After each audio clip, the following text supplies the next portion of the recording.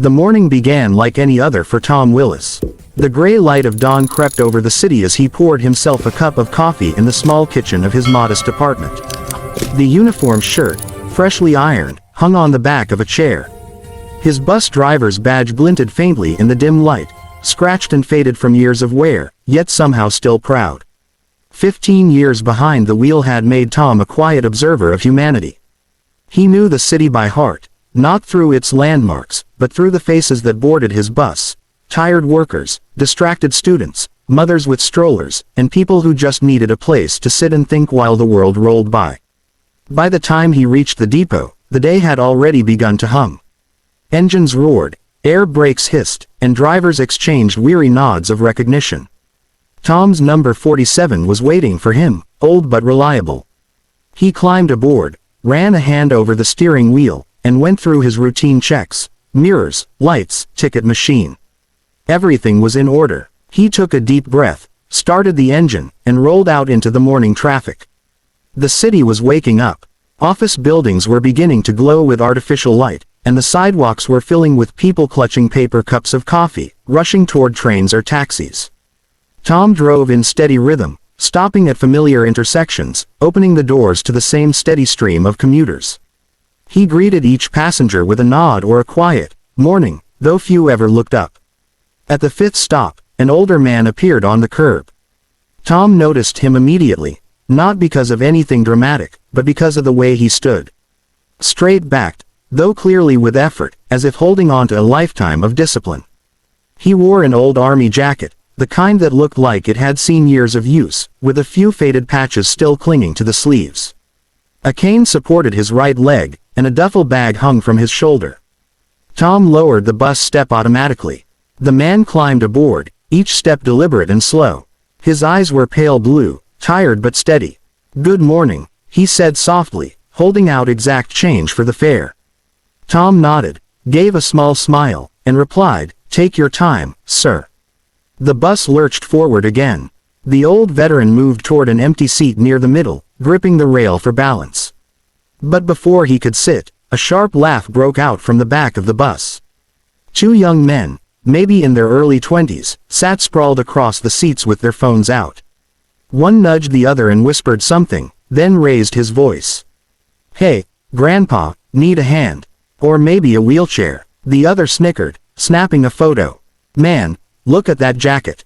What is this, World War II cosplay?" Tom's hands tightened on the steering wheel. He saw the veteran freeze for just a moment, his back stiffening, but he didn't respond. He simply tried to lower himself into the seat. The laughter continued, quiet at first, then louder. Tom's pulse began to thrum in his ears. He'd seen plenty of bad behavior on his routes: rude passengers, loud arguments, even the occasional fight, but something about this moment hit him differently. Maybe it was the quiet dignity in the old man's face, the way he refused to lash out. Maybe it was the fact that Tom's own father had been a Vietnam vet, a man who'd returned home to no parades and too many cold shoulders. At the next red light, Tom glanced up in the mirror. The two young men were still snickering, showing each other something on a phone screen, likely the veteran's picture. That was it. Tom eased the bus to the curb, pulled the handbrake, and stood. His voice came out steady, but firm, the kind of tone that made people pay attention. "That's enough," he said. The laughter stopped. All eyes turned toward the front. "You two, off the bus." One of the men raised an eyebrow. "What's your problem, man?" "We're just talking." "No," Tom said, his jaw tightening. "You're not just talking. You're disrespecting someone who's earned a lot more than your jokes. Now get off." The air on the bus seemed to thicken. The older passengers stared quietly. A young mother pulled her child closer. The veteran didn't speak. He just looked down at his hands. "Dude, this is ridiculous," the second young man muttered. But Tom didn't move. He simply pointed toward the door. "You can walk," he said flatly. After a long pause, the men stood and shuffled toward the exit.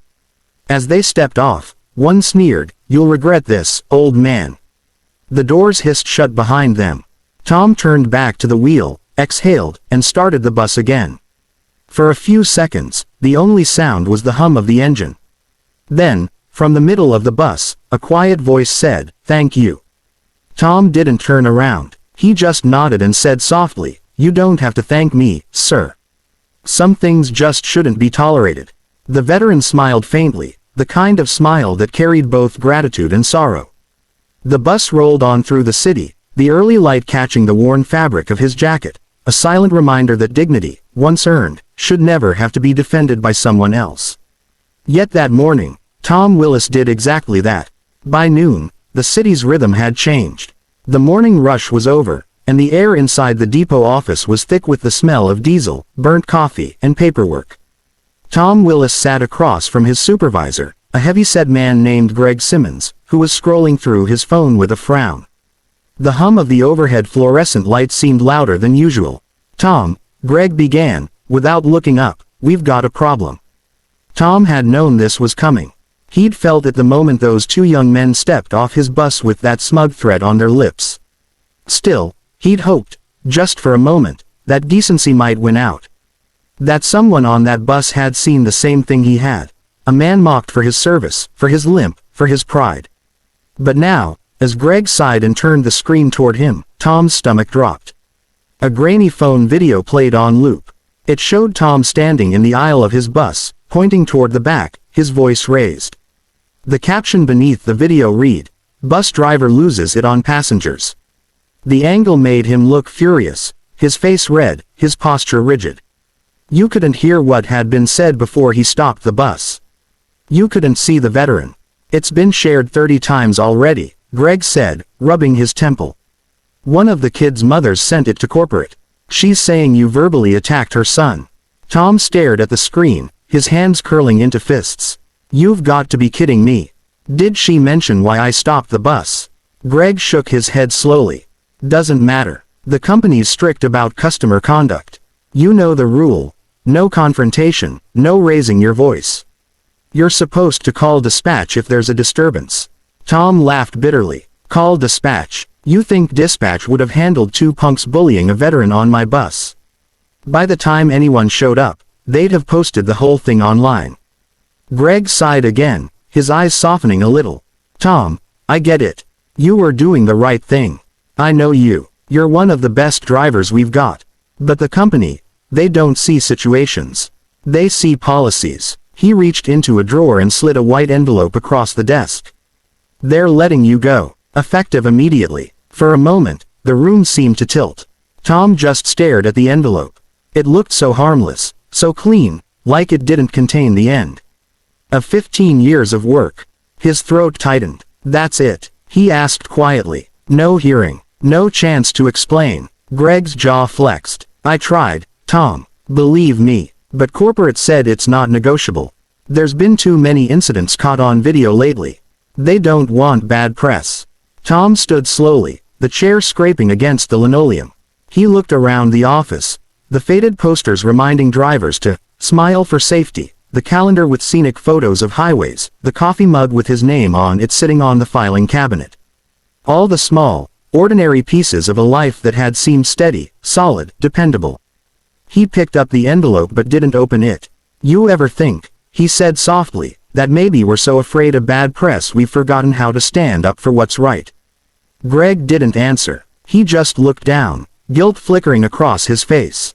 "I'm sorry, Tom. I really am." Tom nodded, tucked the envelope into his jacket, and walked out. The depot yard was bright and harsh under the afternoon sun. Buses came and went, drivers waved, someone shouted for a wrench. It was all painfully normal. Tom walked past his route bus, his old number 47, and paused for a second. The steering wheel glinted faintly through the windshield. He rested a hand against the metal side, feeling the vibration of the idling engine of another bus nearby. It felt strange, standing there with nowhere to go, no schedule to follow. When he got home, the silence of his apartment was almost unbearable. The ticking clock on the wall sounded like it was mocking him. He set the envelope on the table and finally tore it open. Inside was a short letter, typed and unsigned, confirming his termination, due to violation of Conduct Policy Section 3B. No mention of the reason. No acknowledgement of the veteran. Just bureaucracy, cold and exact. Tom leaned back in his chair and stared out the window. Down below, the street buzzed with life, People getting on buses, just like every day. He wondered if any of them were kind enough to speak up when they saw something wrong. Or if they just watched, phones in hand, waiting to capture someone else's downfall. He ran a hand over his face, feeling the roughness of stubble, the weight of exhaustion. For 15 years, he'd kept his record spotless. No accidents, no complaints. Just reliability. He'd believed that counted for something. That doing the right thing, day after day, built a kind of invisible armor around you. But now he knew better. That night, Tom sat at his kitchen table, staring at the folded letter. His coffee had gone cold hours ago. He replayed the morning in his head. The old man's calm eyes, the soft, "thank you," the way the sunlight had caught the worn edges of that army jacket. Was it worth it? He murmured to himself. The silence didn't answer. But somewhere deep down, beneath the bitterness and the loss, a small voice whispered that it had been. Because some things, respect, dignity, decency, weren't about rules or jobs. They were about who you chose to be when no one else would stand up. And though Tom Willis didn't know it yet, the world had noticed more than he realized. 2 days passed, slow and heavy. Tom had barely left his apartment. The termination letter still lay on his kitchen table, now wrinkled and coffee-stained, as if time itself wanted to blur it away. He'd tried to distract himself, cleaning, watching the news, fixing the squeaky hinge on the bathroom door, but his mind always returned to that bus, that moment. He'd stood up for someone, and it had cost him everything. Late in the afternoon of the second day, the sky outside turned gray with drizzle. Tom sat near the window, watching drops snake down the glass. The city below seemed to move in slow motion. Umbrellas opening, headlights glowing on wet pavement. He sighed, leaned back, and was just about to turn off the light when a car pulled up outside his building. It wasn't the usual kind of car for his neighborhood. A sleek black sedan with tinted windows and government plates. The engine idled for a few seconds, then the back door opened. Out stepped a man in a dark military uniform. Even from the window, Tom could see the gleam of metals on his chest, the crisp precision of his stride, the unmistakable aura of command. A moment later, there was a knock at his door. Tom hesitated before opening it. Standing there was the same man from the bus, the veteran. But gone was the worn jacket and cane. In their place stood General Robert Harlan, straight-backed, confident, and watching Tom with a calm, knowing expression. His eyes, those same pale blue eyes, now carried both warmth and authority. "Mr. Willis," the general said, extending his hand, "I hope I'm not intruding." Tom blinked, too stunned to respond immediately. He took the man's hand. "No, sir, of course not. Come in." The general stepped inside, glancing briefly around the small apartment. It was tidy, modest, lived in, the kind of space that spoke of quiet discipline and simple habits. Tom felt oddly self-conscious about the old couch and chipped coffee table. "I wasn't sure you'd remember me," the general said with a faint smile. Tom gave a short laugh. "Hard to forget someone you almost lost your job over." "Not almost," the general corrected gently. "You did lose it, and that's partly why I'm here." He set a small envelope on the table, the kind of heavy paper used for official correspondence.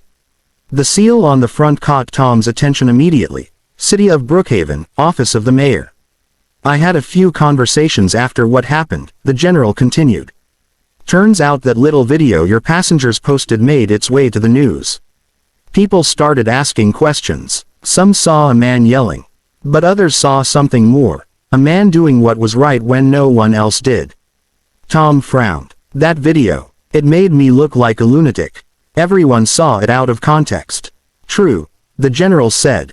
"At first. But context has a way of catching up when the right people start talking." One of the other passengers came forward. "She recorded the whole thing, not just the end. The truth came out." He paused, studying Tom's face. "You didn't just defend me, Mr. Willis. You defended the idea that service and sacrifice deserve respect. That's not a small thing." "The city agrees." Tom opened the envelope carefully. Inside was a letter embossed with an official crest. It read, "Offer of employment, City Transportation Integrity Liaison."